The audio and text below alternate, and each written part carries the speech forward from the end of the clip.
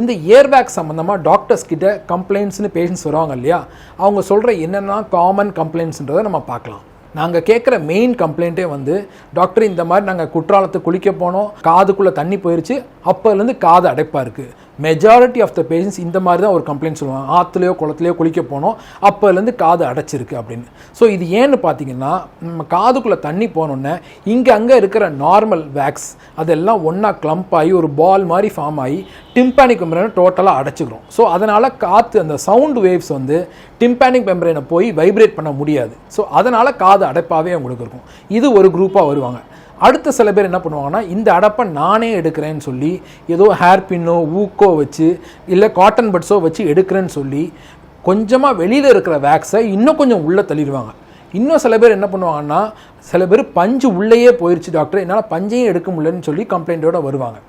இன்னும் சில பேர் என்ன பண்ணுவாங்க, இந்த மாதிரி எடுக்கிறேன்னு சொல்லி கீறி விட்டு அதுக்கப்புறம் அந்த இடம் இன்ஃபெக்ஷன் ஆகி இந்த இடம் ஃபுல்லாகவே ரெட் ஆகி வலியோடு வருவாங்க.